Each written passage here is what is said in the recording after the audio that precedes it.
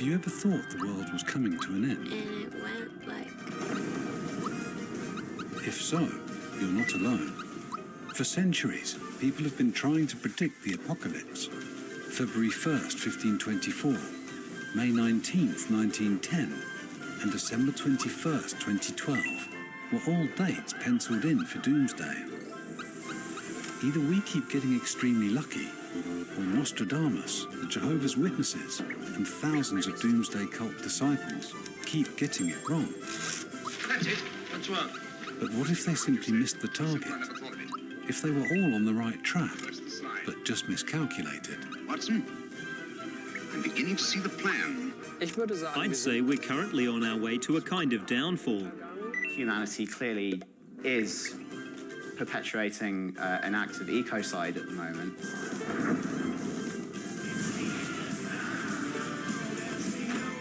Are we closer to the end of the world than we realise? Did we just get lucky till now? And the apocalypse has been nearly delayed.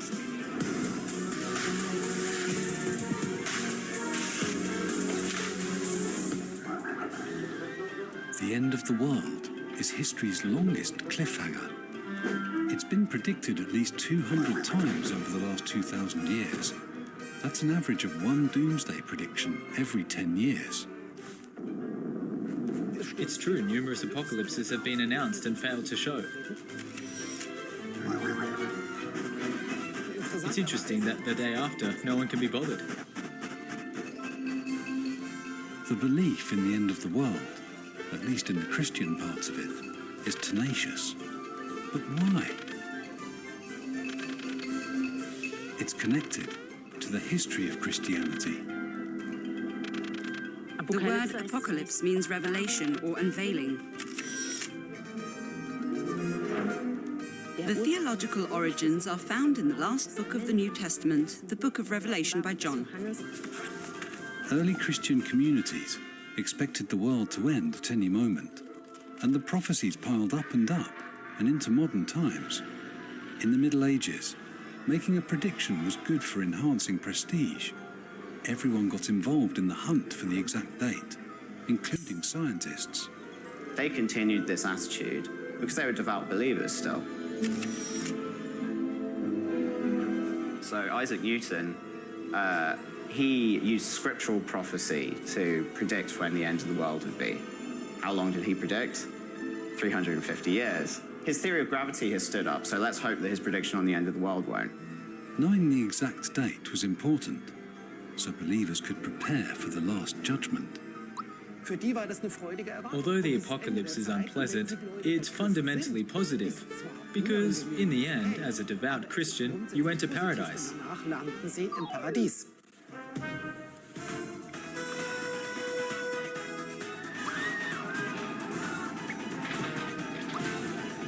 Several ends of the world later, we can take a more sober look, right? Because in the meantime, even this guy is under close observation.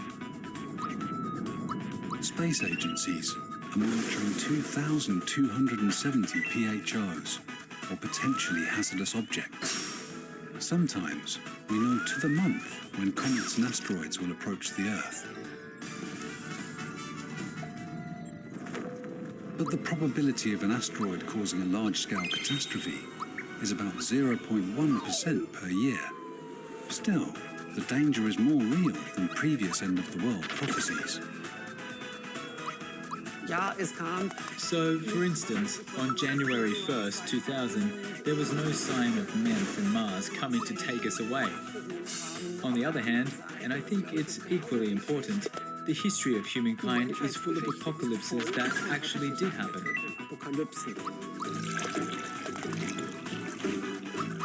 True, for numerous civilizations and cultures, but also for many creatures who shared the planet with us humans, the world has ended. But all previous collapses were local. Now we have a globally interconnected, high-tech civilization for which there isn't a precedent, impending reality of nuclear warfare or a worst-case climate catastrophe. Apocalyptic would be the right word.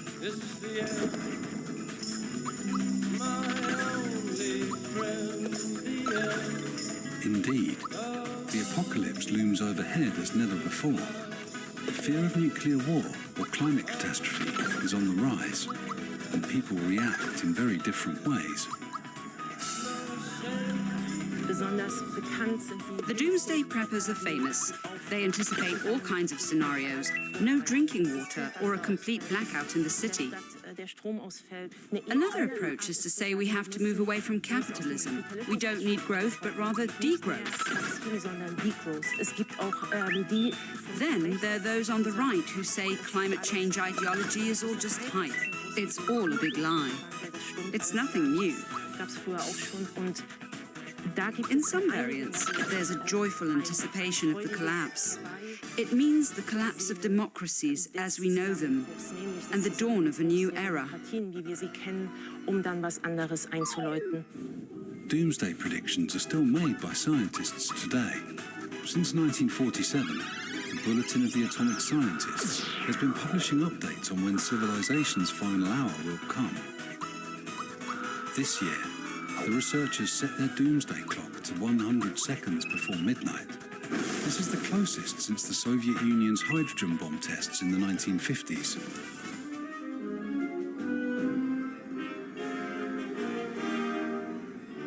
Unlike back then, the threat today isn't only from nuclear overkill, but also climate change, species extinction, and the risks posed by artificial intelligence, for example from its use in autonomous weapons systems and cybercrime.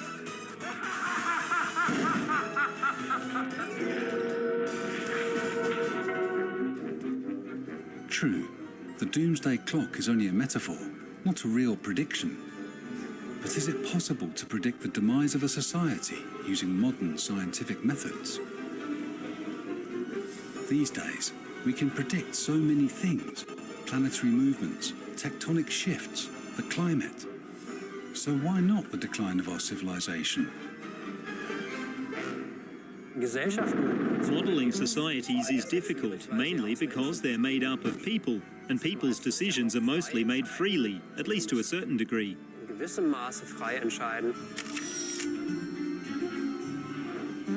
Some situations are relatively predictable. For example, when panic breaks out somewhere, there are very good models for how people will behave, where they'll run to. It's flocking behaviour. Sociologists, economists and mathematicians have in fact been looking at the question of when our civilization will end for about 200 years now. Finally, in 2014, a model appeared that caused an especially big stir: the Handy model, short for Human and Nature Dynamics. It doesn't sound dramatic, but newspapers like Britain's The Guardian commented that this model predicted the end of the world. The paper printed a collection of formulas. The irreversible type N full collapse meant the total collapse of a civilization. Is that what it is? The end of the world formula? The Handy model uses 4 variables. One is nature. Then there's the population with commoners, as well as a possible elite variable. And finally there's wealth. In the worst-case scenario, everything starts off pretty well.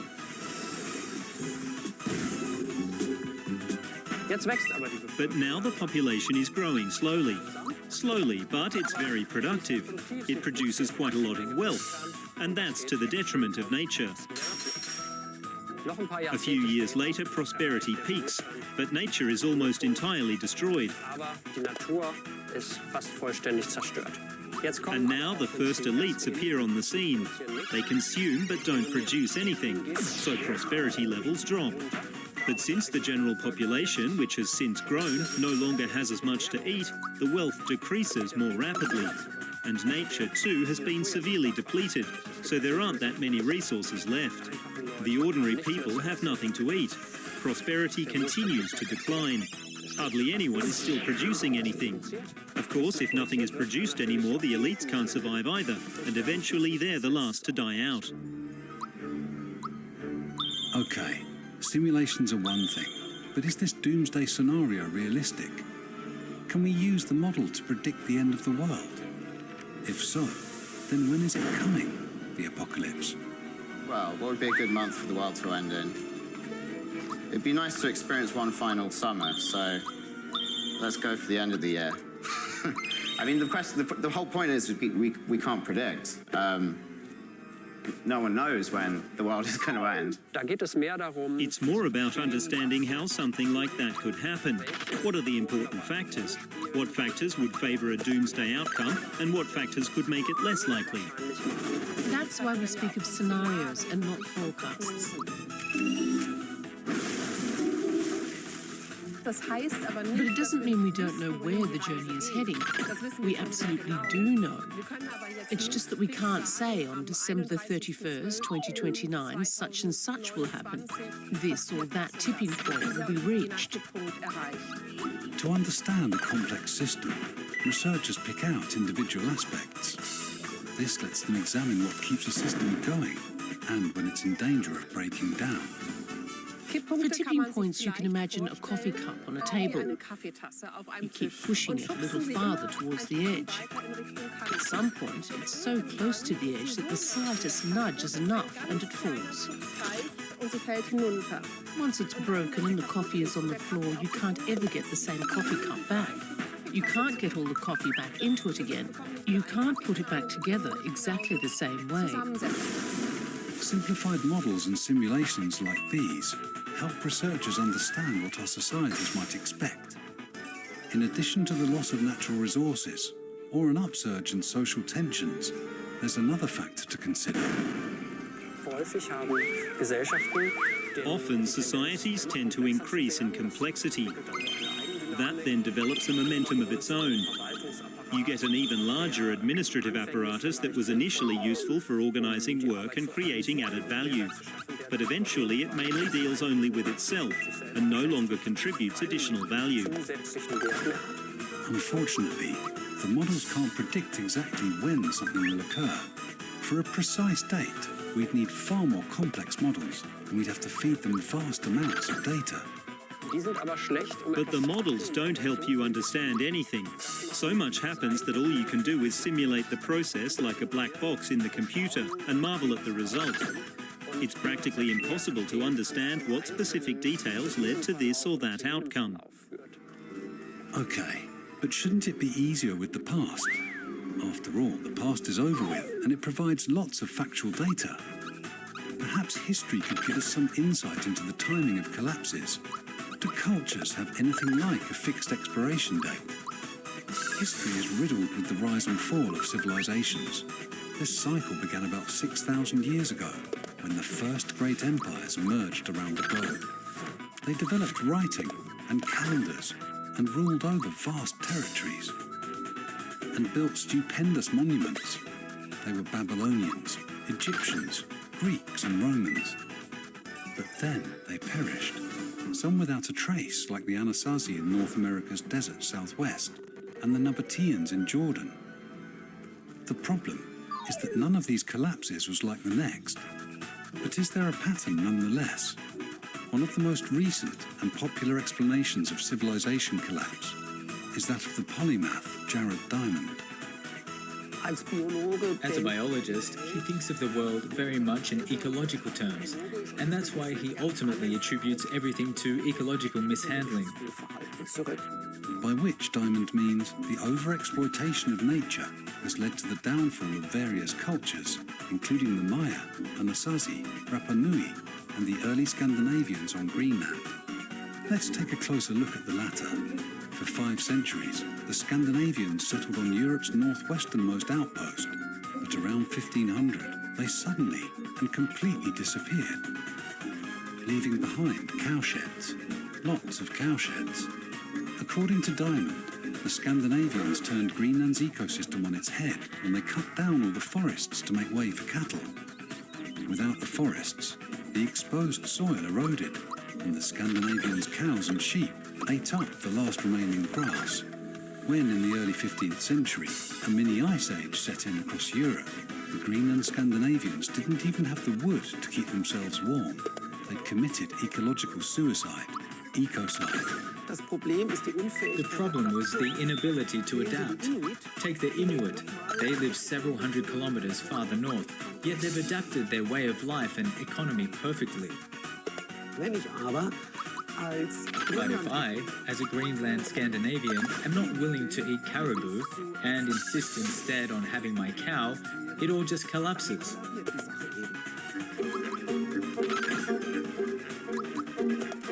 Many researchers regard the ecocide theory as a blueprint for civilization collapse, and it works astonishingly well. Hardly any place is farther from Greenland geographically, climatically and culturally than Rapa Nui, also known as Easter Island. Still, the collapse of this Polynesian culture is thought to parallel the developments in Greenland nearly 11,000 kilometres away in the Northern Hemisphere. It's hard to imagine, but the island, long since all but treeless, was a dense jungle at the time of the Polynesian settlement between 400 and 1200 CE. one of the major narratives of how that collapse happened was that, kind of rapacious deforestation, the citizens of the island being kind of obsessed with erecting these, vast stone heads in the same way that we're obsessed with, erecting skyscrapers. To move the giant stone statues, or moai, the Rapa Nui used bast ropes and ramps made of tree trunks. Lots of tree trunks. There are over 900 moai skirting the island, some up to 10 metres high and weighing 86 tonnes.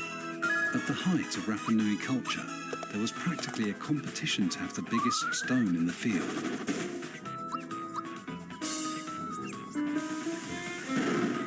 The outcome? Devastation. The forest disappeared, the soil eroded, the remaining wood was not even enough to make canoes for fishing. The island could no longer feed its inhabitants. The Rapa Nui culture collapsed. Within a few centuries, the population declined by almost 90%, from over 15,000 to barely 2,000 when the Europeans arrived. It was ecocide with eyes wide open. But if we're honest, aren't we on a parallel course? Aren't we headed straight into a global climate crisis? Researchers at Australia's Breakthrough National Centre for Climate Restoration have long warned the risk that global civilization as we know it will collapse by 2050 is quite real.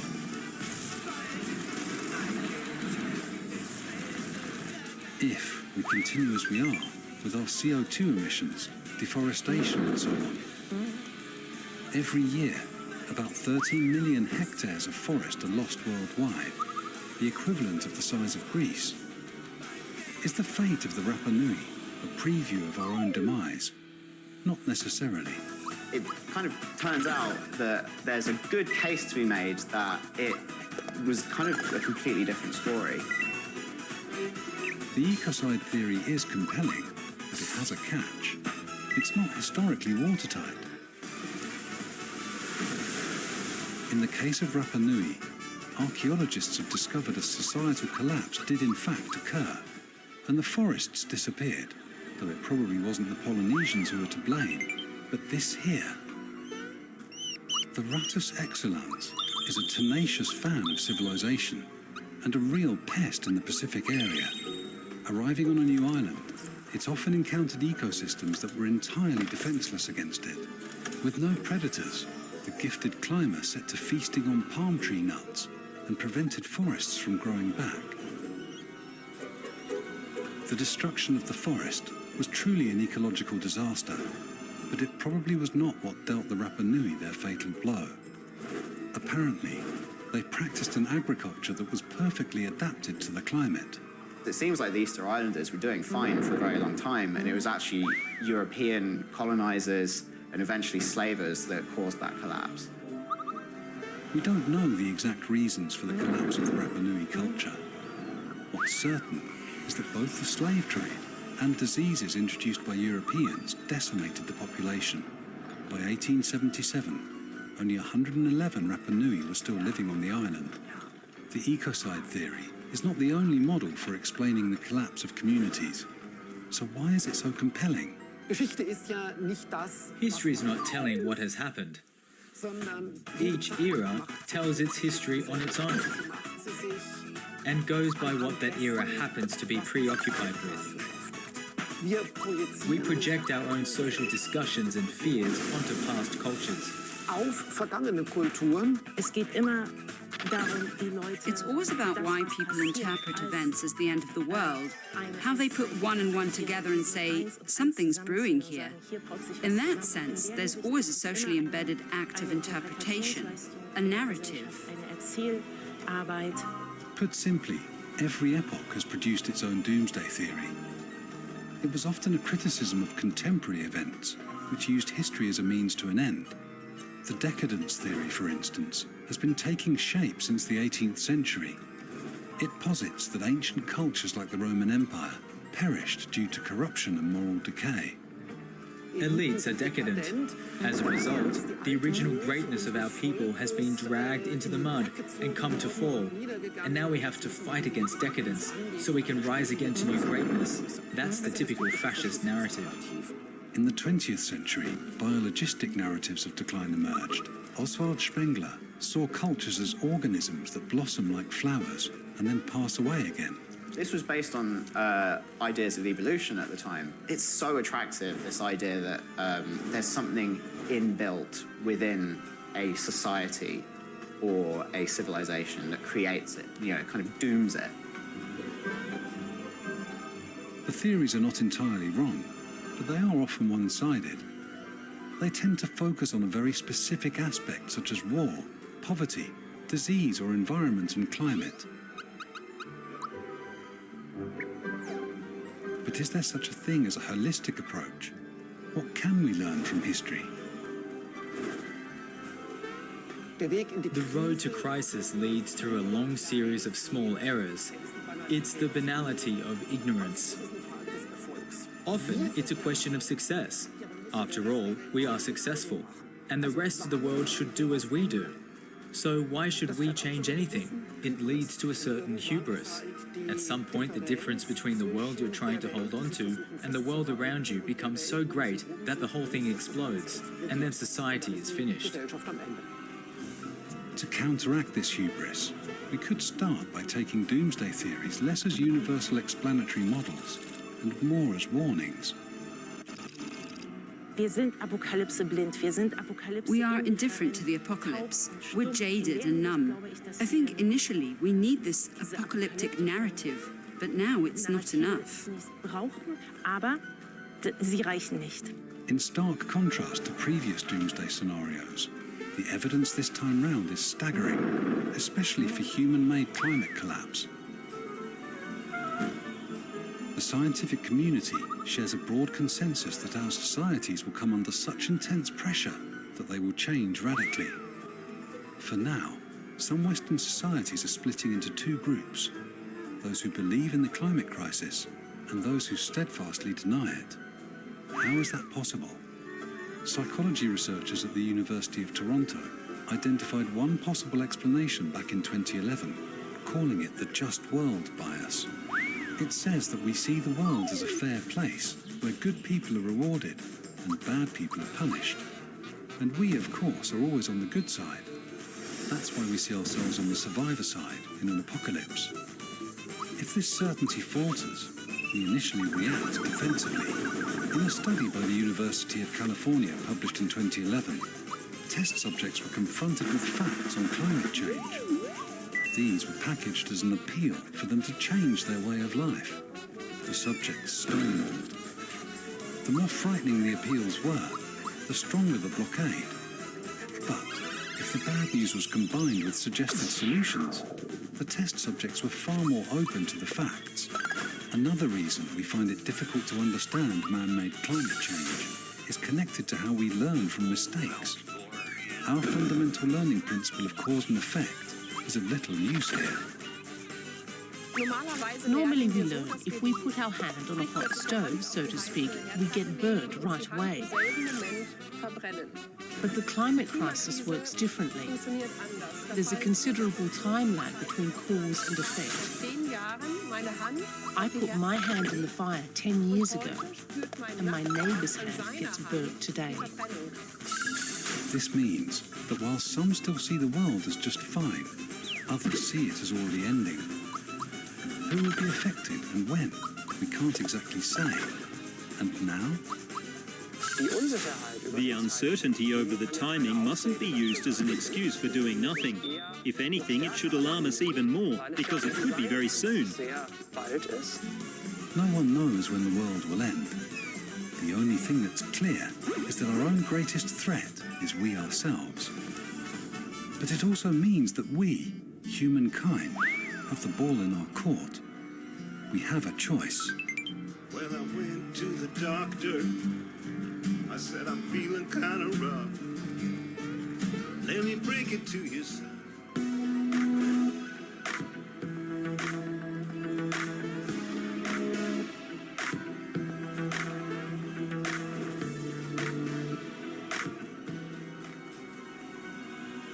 That's a very, very big weapon that Russia might be wielding. Мы научились управлять энергией атома. Russian state-owned company Rosatom is active worldwide and is huge in the nuclear power business. Rosatom. I would say that almost a half of the market is controlled by Russia. So that's really, I mean, it's the largest player out there. And that combines all the different elements, so reactor design and construction, but also fuel, which is a very profitable business. So taken together, Russia is really the largest player in the international nuclear market. Russia is building new reactors all around the world, in China, Bangladesh, India, Iran, Egypt, and Turkey, as well as in Hungary and Slovakia. And there have been talks with other nations. Rosatom has been quite immune to external shocks, so we didn't see any real influence of the Fukushima disaster on its global portfolio. We also didn't see a decline of investments after the 2014 conflict with Ukraine and the annexation of Crimea. And right now we are also not seeing that much of a rollback in terms of investments outside Europe after the war in Ukraine started. How can this be possible? Sanctions have been widely imposed on the Russian energy sector. How did Rosatom remain unaffected? That's a question we'll return to later.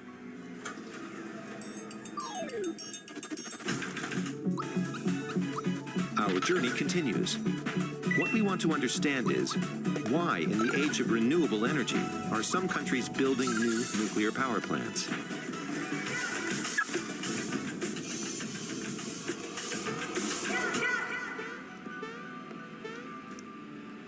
One hour north of Cologne is a Siemens energy plant. Siemens has been producing technology for electricity generation for decades. Jörn Schmucke is a senior vice president. He sees several challenges for a future where energy is produced mostly by renewables. The first one, how can we ensure that we have a constant energy supply? In principle, on good days, meaning on days with enough wind or sun, you can guarantee a large part of your energy supply from renewables. In Germany, for example, in 2022, we could cover on average around 50% of our electricity from renewables. On the other hand, there are days and longer phases where renewables contribute less than 10%.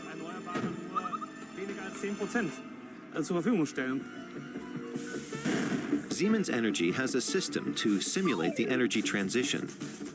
What happens on the grid if all the coal, nuclear, and gas-fired plants are switched off, leaving only renewables to generate power? One challenge is that there are entire days or weeks with hardly any wind or sun. The second challenge is that in the short term, even within seconds, renewables can cause huge fluctuations in the power grid. There are certainly some surprises. You could have an entire wind park that suddenly stops supplying power, and you have a shortfall of 500 megawatts. That puts the grid under enormous pressure, and grid stability is crucial. Besides nuclear power, there are a couple of ways to stabilize the grid and offset these fluctuations in a carbon-neutral way. One is hydrogen power plants. Another is energy storage. With hydrogen, we're still just at the beginning. We've made enormous progress, but when I see it from the infrastructure side, we need to scale up massively for the production of green hydrogen over the next years. If I may talk about storage capacity, the challenge is, how do we create competitive storage capable of storing large quantities of energy over long periods? I think it will take a few more years until we're able to offer a competitive solution.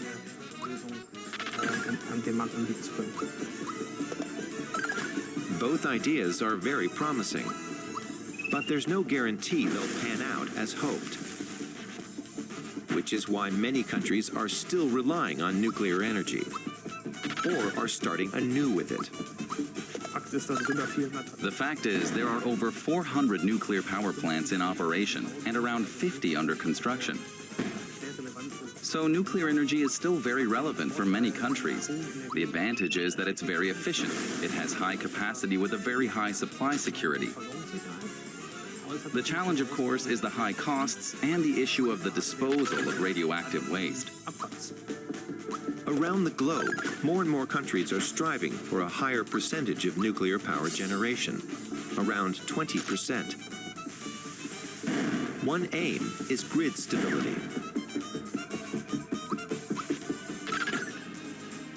So what should the energy mix of the future look like?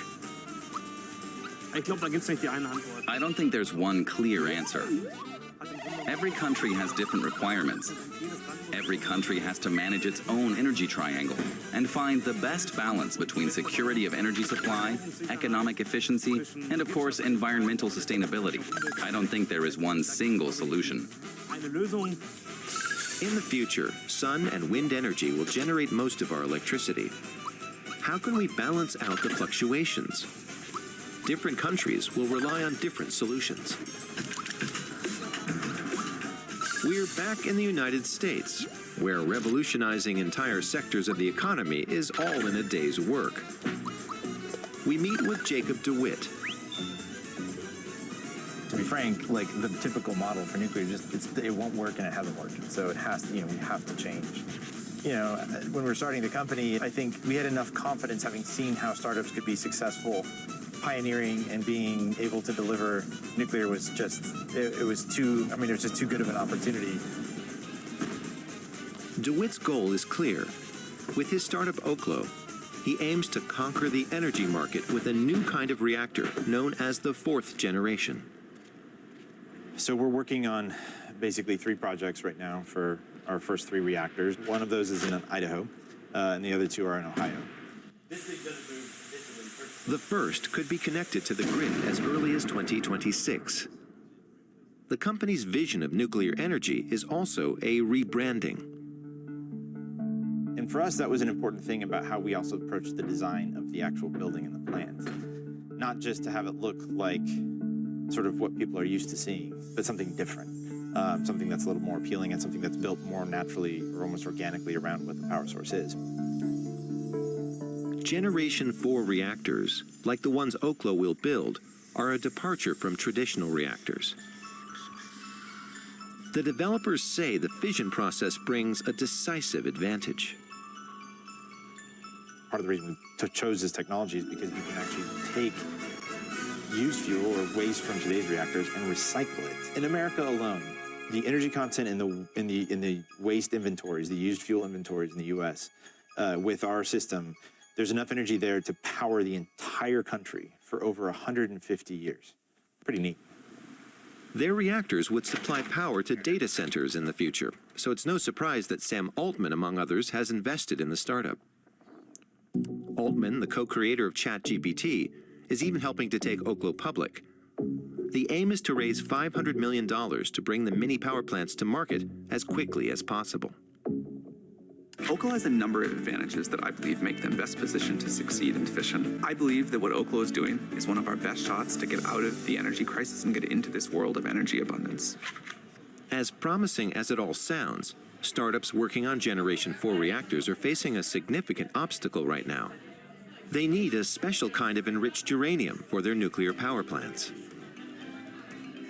That is a massive bottleneck right now. Frankly, the West, sort of the European and American supplies just don't exist right now. The world has, as of recently, been significantly reliant upon, Russia's enrichment capacities. The truth is, this new generation of reactors is not the only type dependent on Russia. Many other nuclear power plants are too. Back to Europe. We want to see why there's such a bottleneck in uranium enrichment in the nuclear industry. Uranium ore is mined in different countries and has to be processed in several stages to be used for atomic energy.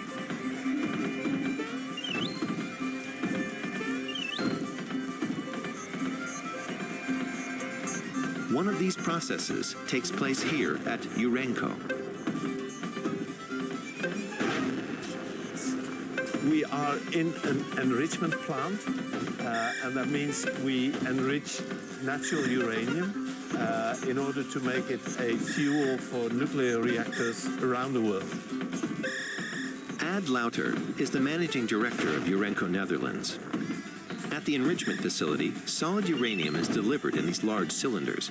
It's then heated until it turns into a gas and is fed into centrifuges, where the uranium-235 needed for nuclear power can be extracted. This enriched material has been in very high demand recently.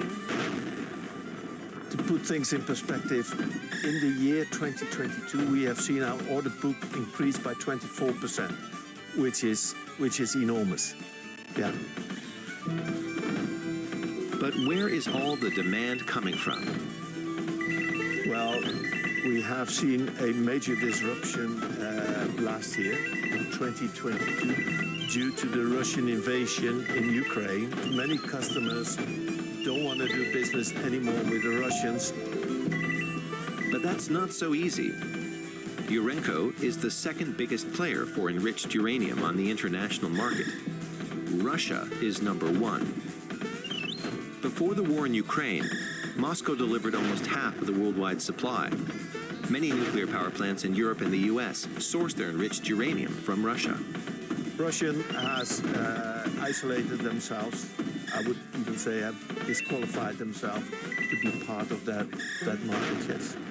We have taken short-term measures in order to ramp up our production, because the demand for production has increased, but on the longer term we need to invest in additional capacity. Today we cannot simply cut all relations overnight. It takes a little bit of time. The Euratom Supply Agency estimates that it could take 7 to 10 years for Europe to be independent of Russian enrichment capacity. The US is also still dependent on supplies from Russia.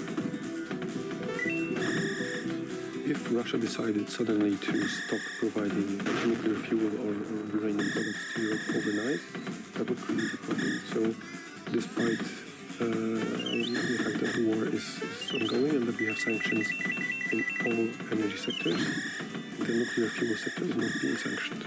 And there's trucks crossing the border to Finland and fuel being loaded in planes, flown to Bulgaria or Slovakia, and simply loaded into reactors there. Are some Western countries so dependent on Russia for nuclear energy that they can't impose sanctions?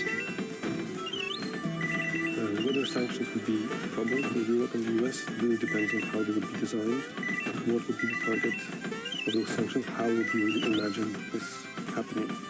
I expect that there will be sanctions against the nuclear sector probably this year, because I think that it's becoming politically unsustainable to keep the sector completely depoliticized and pretend that nothing is going on. How it's going to be designed, how far-reaching it's going to be, this is still an open question. The worldwide demand for energy is soaring. But if we want to keep climate change in check, our electricity production has to be carbon neutral within about 10 years' time. Any talk of waiting for some additional breakthrough silver bullet technology that's going to come in the future, well, it is really distracting us from efforts that should be made right now. And if it is used as an excuse for not doing things now, but instead waiting for 2040, 2050, then it really becomes what we call climate obstruction. Maybe we've been waiting too long for that silver bullet. We kind of tried to pick a couple favorite things that sounded good, maybe felt good, and as a result, we've really compromised our ability to meet our broad energy objectives and climate objectives. At the end of the day, nuclear is going to play a really important part of that. By sort of somewhat almost pretending it wasn't going to be, which is what I would call it was for the last maybe 10, 20 plus years, we've put ourselves backward in terms of being ready to take advantage of the moment. Atomic energy could be part of the solution. But what lessons should the West learn from Russia's war in Ukraine? We need to be independent. It is about sovereignty. Actually, the nuclear sector could be a source of even higher vulnerabilities than the oil and gas sector. If something happens in the electricity sector, it might influence the economy and the entire country and the society within a matter of seconds. When it comes to nuclear power, Russia is at the forefront. If Western nations hope to rely on this technology in the future, they need to step up their efforts. So now we have to catch up, which we can do, but it's gonna take a little bit more of a considered effort to do that. The question is, how much time is left?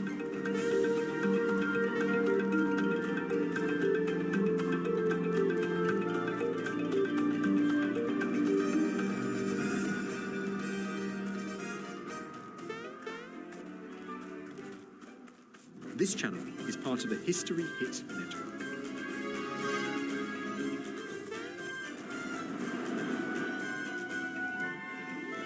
Over 2,000 years ago, the first great European capital cities rose around the shores of the Mediterranean.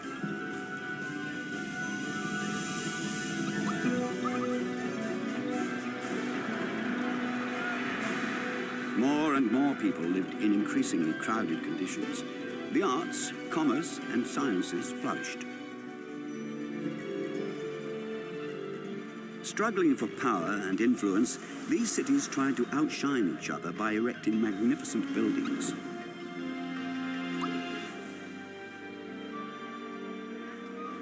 People from different cultures and parts of the world were drawn to these cities, seeking prosperity and happiness.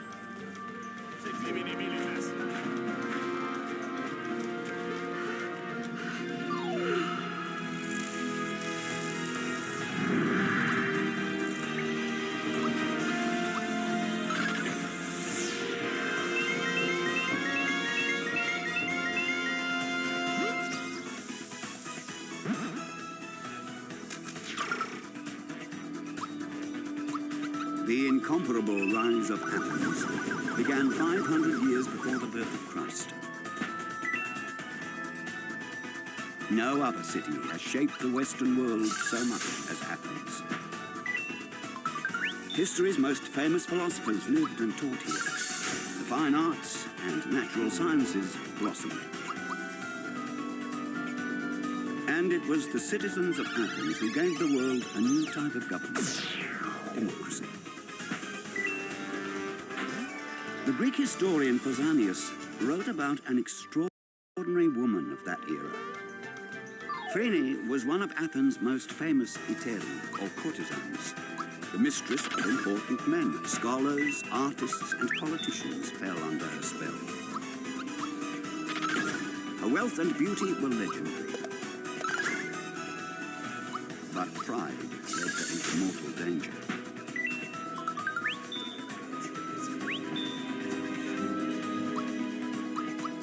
Phryne angered the gods, but it was mortals who would judge her.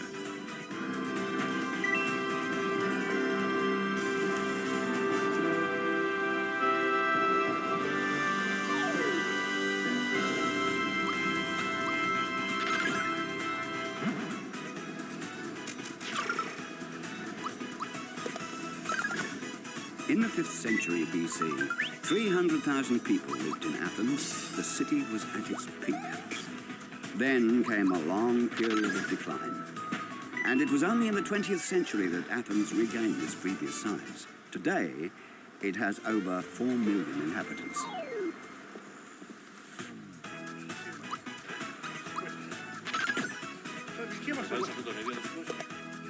It's just after sunrise.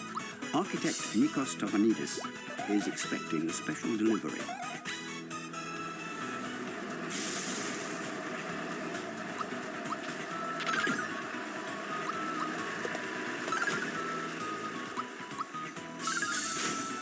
On the truck is a marble block weighing a ton for one of history's most exciting restoration projects.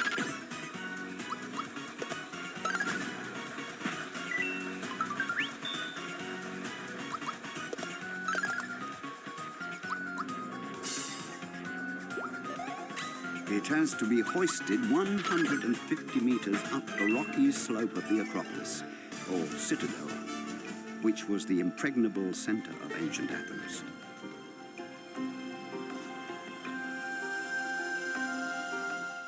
If you love history, then you will love History Hit. Our extensive library of documentary features everything from the ancient origins of our earliest ancestors to the daring mission to sink the Bismarck. History Hit has hundreds of exclusive documentaries with unrivaled access to the world's best historians. We're committed to bringing history fans award-winning documentaries and podcasts that you cannot find anywhere else. Sign up now for a free trial, and Timeline fans get 50% off their first 3 months. Just be sure to use the code TIMELINE at checkout.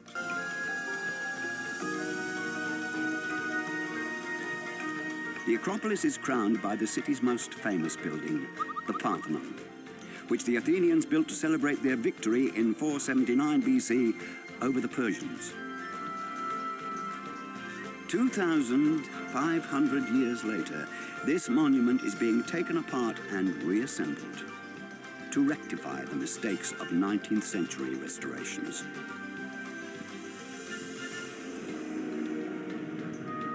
The Parthenon was the most outstanding building of its time. A 2-story high gallery of columns supported the roof of this temple, erected by the citizens in honor of Athene, the goddess of victory.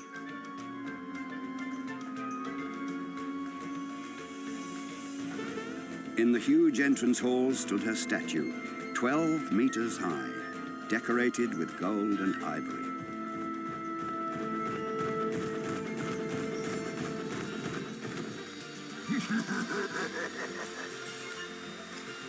Today's workshops are exactly where the original workers' huts once stood.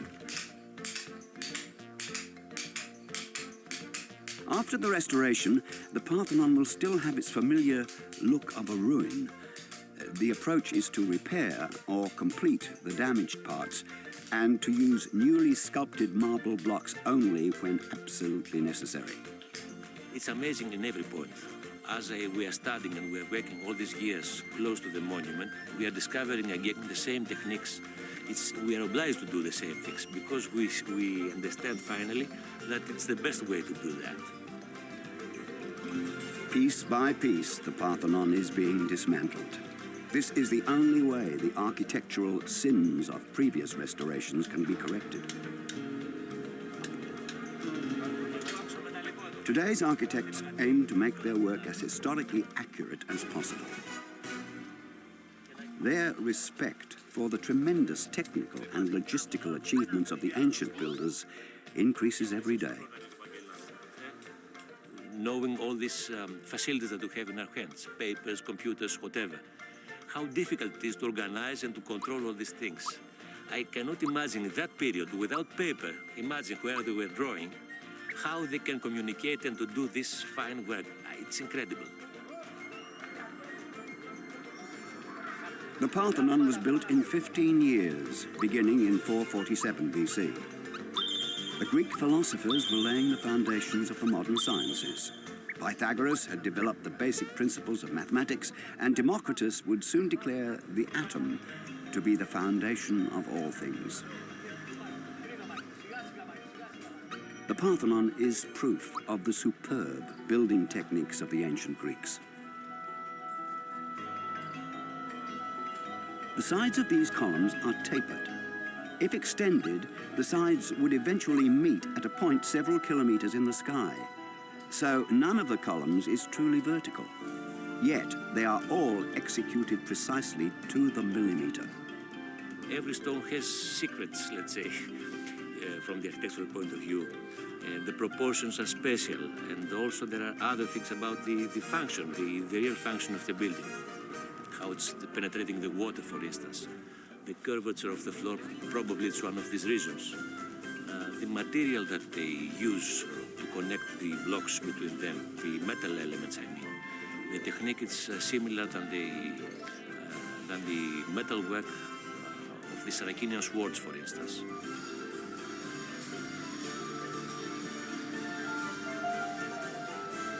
The ancient builders achieved these perfect proportions using only geometric calculations. Compass, ruler, and plumb line were their only tools.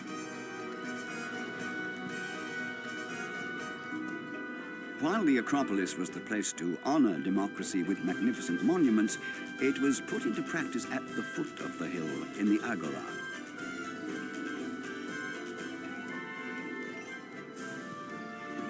The Agora was the marketplace of ancient Athens. In the city center, archaeologists from the American School of Classical Studies have been working for the past 70 years. They have unearthed a densely built-up residential area at the edge of the Agora. Professor John Camp leads the excavations. The purpose of the excavations is to uncover the center of ancient Athens, that is where the public life took place. And around the big square, which was the Agora proper, there were all the public buildings you needed to run the city. The Senate building, the archive building, the magistrates' offices, the law courts, the mint. Pretty much everything you needed in an administrative way was somewhere near the square. And our purpose is to expose the historic center of Athens. The Agora was the social and political meeting place of the Athenians. People came to see and to be seen.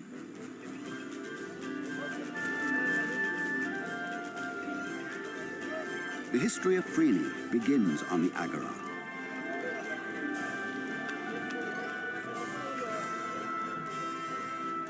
Phryne has achieved wealth and status through her beauty and intelligence. Her success has aroused envy, and rumors have spread that could prove dangerous to her.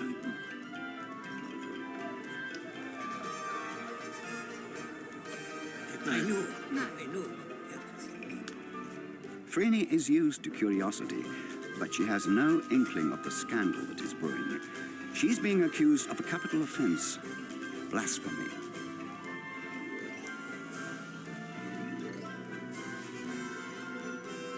She is rumored to have commissioned the sculptor, Praxiteles, to create a statue of the goddess Aphrodite in her own likeness.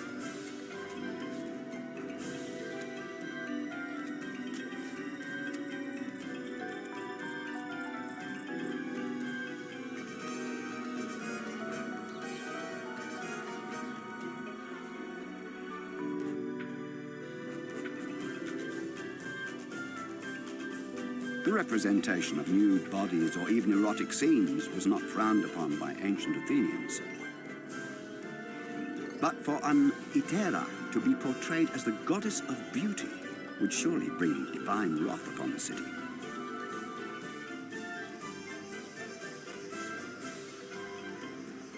In ancient times, the Agora was an open square shaded by trees and surrounded by spacious arcades. A restored version of such an arcade, the two-story Stoa of Attalus, now houses the American School of Classical Studies.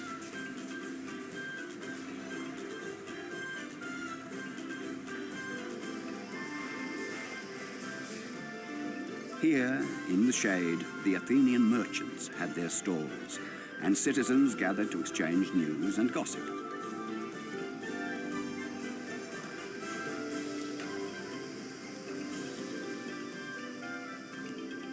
Nowadays, the finds from the Agora excavations are examined and archived here at the Institute. The square itself was used for a variety of functions. One day they might set up booths and have a market. On another day they might be using it for an election. Another time it could be for athletic contests, for military drill, for festivals, for spectacles of all sorts. So it would be used for a variety of purposes every single day, but not always the same purpose. And then around it in the buildings is simply where the city was managed by the magistrates, by the bouli or the Senate of the 500, and by the boards and commissions, the water commissioners, the grain commissioners, all the people responsible for running this huge city had their administrative offices somewhere right next to the square. Even in a large city like Athens, the Agora functioned as a village square. Direct communication between citizens was the basis for the development of democracy.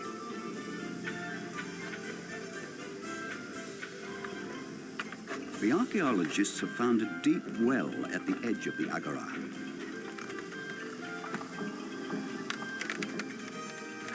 It was dug at the time the Parthenon was built.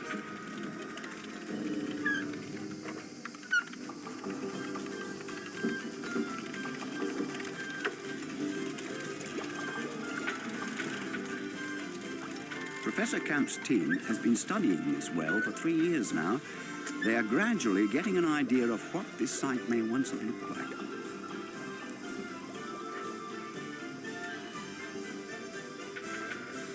Behind the administrative buildings adjoining the agora, narrow little streets led into a cramped, densely built-up residential area. Here lived the common citizens, close to the place that contributed so significantly to the development of democracy. While there were certainly very rich houses and elegant villas, most of the houses we have near the agora are very poor and not very comfortable. They have clay floors. Their rooms are centered around a courtyard, which would have provided some light and air, but they would have been very dark from our point of view. Very badly furnished, probably not too many windows because no way of closing them off and still letting the light in. So I think that's one of the reasons it's such an outdoor public life, is being home wasn't all that much fun.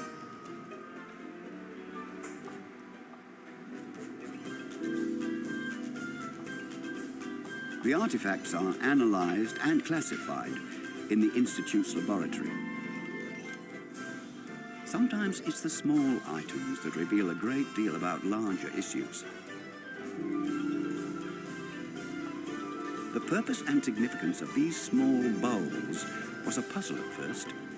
They were found near the hearth in the dwellings of humble Athenians, alongside the burnt bones of small animals. They may have been sacrificial bowls for domestic religious rituals, asking the gods for health, happiness, and success in business.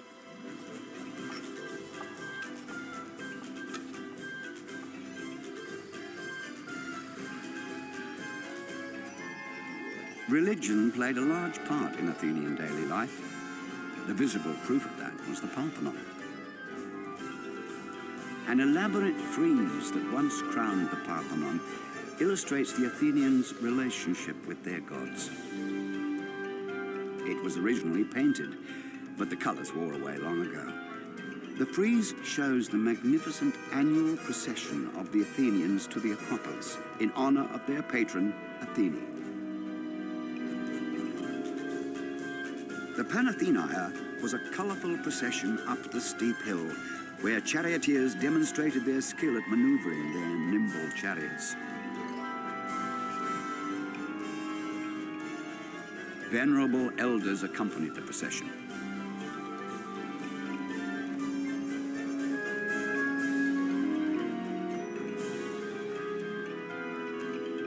Young men carried heavy amphoras of water. The Panathenaia involved sacrificing animals to the gods. Such events were always a big celebration for everyone. There were no priests in democratic Athens. Athenians related to their gods in a relaxed and confident way. The gods frequently descended from Mount Olympus, taking on human form to mingle with mortals and enjoy themselves licentiously. But the gods demanded humility and absolute respect from mortals.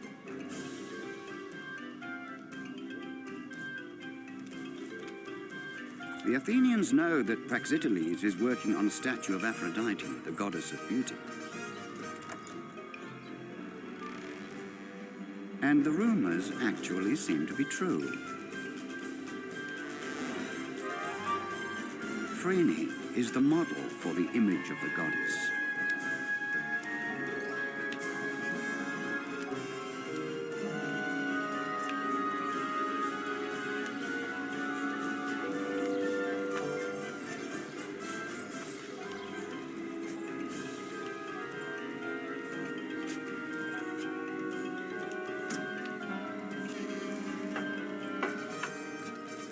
If gods take on human form, it's seen as an expression of their divinity. But for a mortal woman to allow herself to be represented as a goddess is a crime.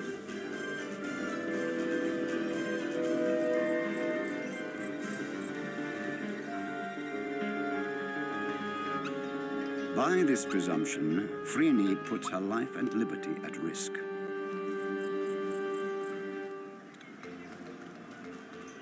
In Athens, the well-to-do citizens were the chief patrons of artists such as Praxiteles.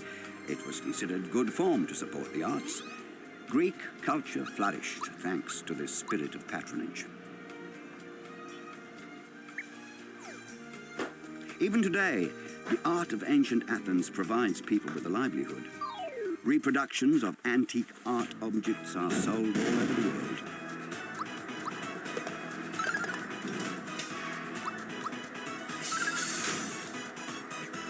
The art of casting in bronze lives on in this Athenian workshop.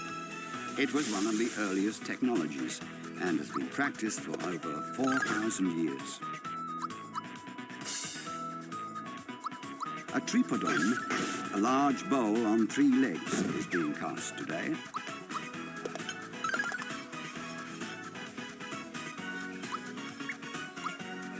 A new mold is made for every casting, and each of the many individual parts requires a separate mold.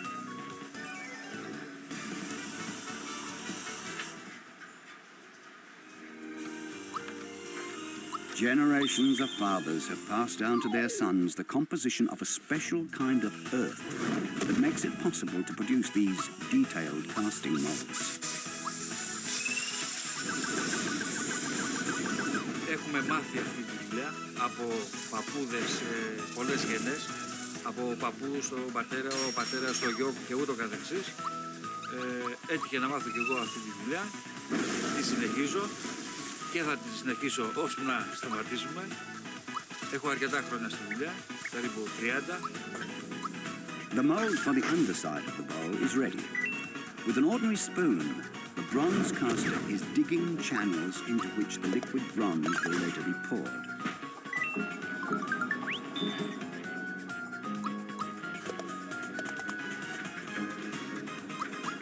The inside of the bowl is decorated with delicate reliefs.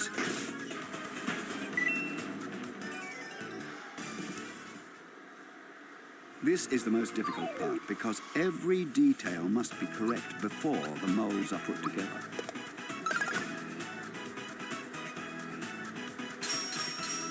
The bronze has been heated for over 2 hours. Now the molten metal is poured into the molds.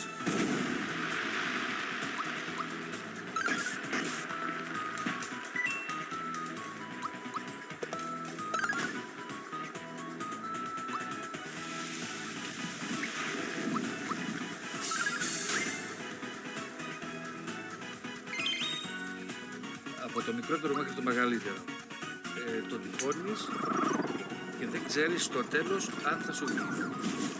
Το να μην βγει υπάρχουν πολλοί τρόποι. Μπορεί να το κομμαφρεγμένο πολύ, μπορεί να το σφίξεις πολύ, μπορεί να σου πέσουν χώματα, να μην κάνεις τις μπουκαδούρες σωστά και να μην σου βγει στο τέλος. Άγχος υπάρχει.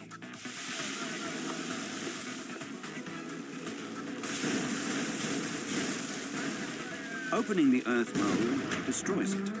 Now we will see if the cast has been successful. Piece by piece, the foundry workers lift the separate parts out of the steaming molds. There is still a great deal of delicate work to be done before the tripodon is completed.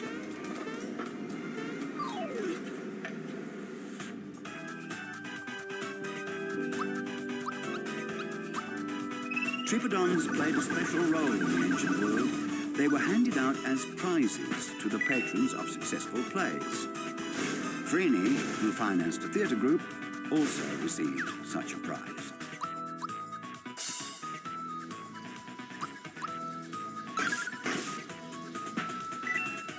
The tripodons were placed on high stone pedestals in public view, lining the street leading to the theatre, which is still called Tripodon Street.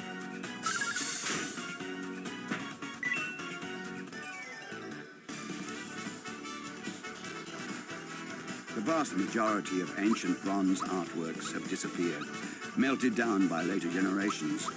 Many marble statues were burned to make lime. Textiles and almost all wood or leather artifacts have also been lost. The ancient world was colourful, and traders brought exotic goods to Athens from all over the world. The market, where today's inhabitants of the old city shop for their fresh fruit, vegetables, meat and fish. The ancient Athenians took more modestly.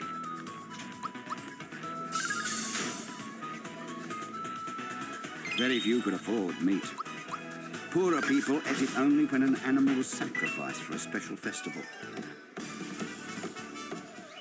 Small animals were kept in the house and supplied milk and eggs.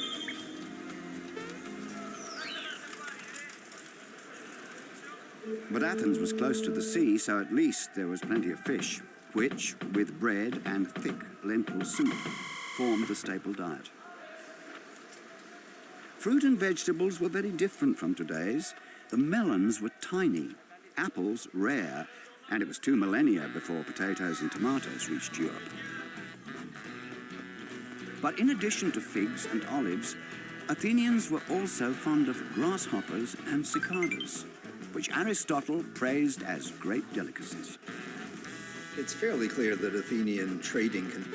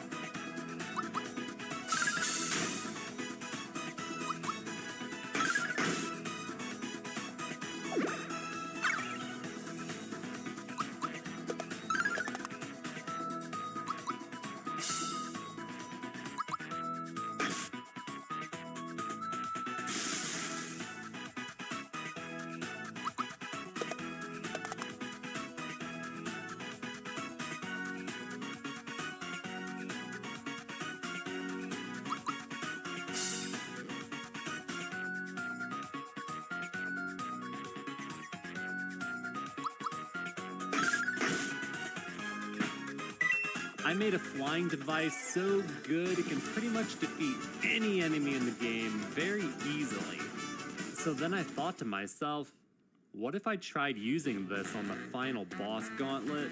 To be honest, I didn't even know if it would let you use Zonai devices in here.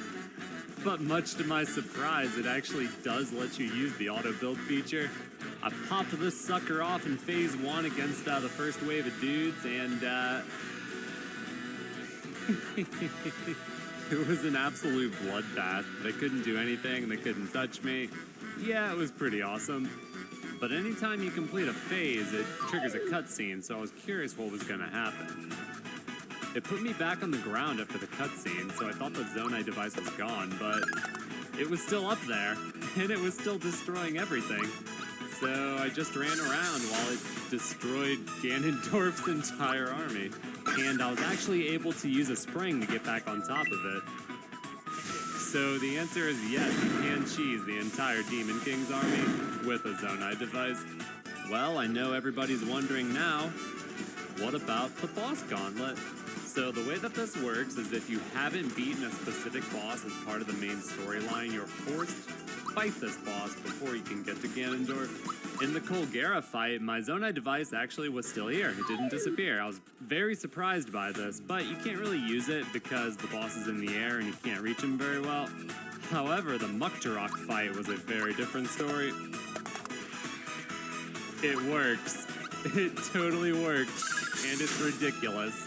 All you gotta do is shoot him out of the ground and the Zonai device will tear him up. Dude will be done real quick. Next up is the Seized Construct, and he is a bit of a jerk. I don't know what his deal is, but he just jumps into the air and then your entire structure despawns. So it doesn't look like the Zonai devices are too good against him. And if you try a ground thing, he'll just dunk on it and it's gone. So yeah, this guy can suck it. Sadly, I didn't get to try it on every boss because I've already beaten the Gerudo boss and the Fire boss, so I didn't get to fight them in the gauntlet. But both of those fights are in big open areas, so I reckon there might be a chance that it could work against them. Next up is the Phantom Ganon boss rush.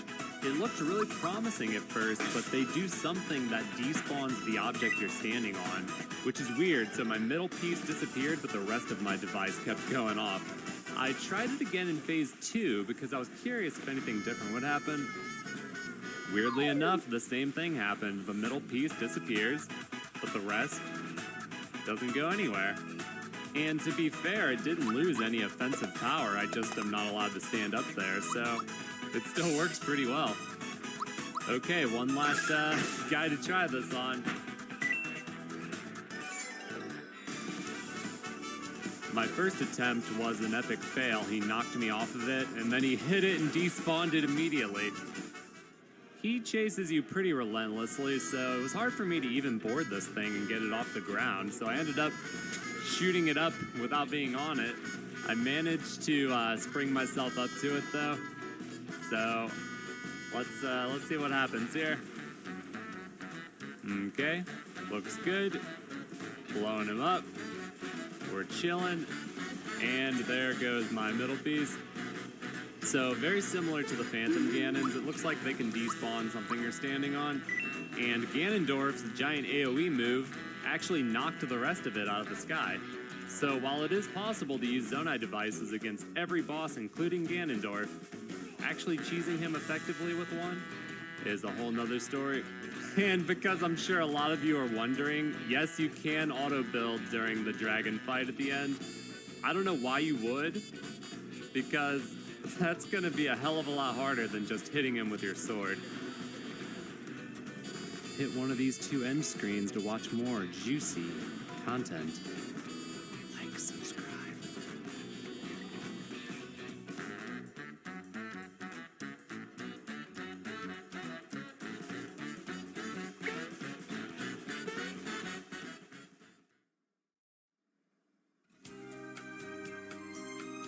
Today I'm going to show you how to beat the final boss, Demon King Ganondorf, with the glitch. That's right, you can trap him and he can't do a thing about it. Easy wins every time. Check it out.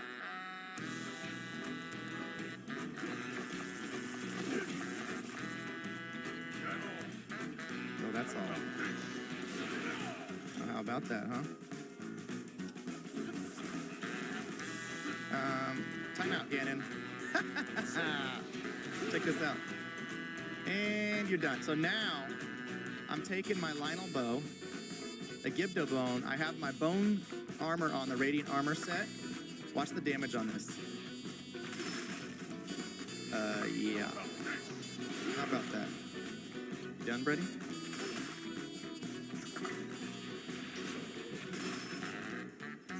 So easy. If you guys are just checking in, we are showing you how to cheese Ganondorf. You can't take these guys anywhere. Oh, we got him half trip. No, he's gonna get out of that one. Here, go do your thing. No, wrong Ganon.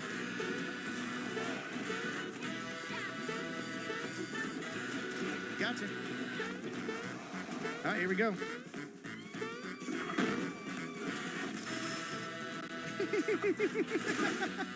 What's the matter, Ganon?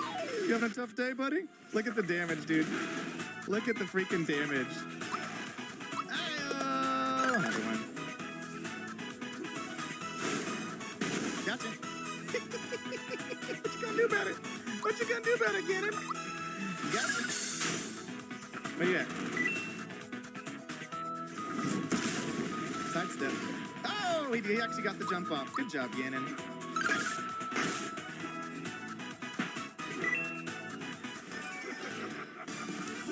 Gotcha.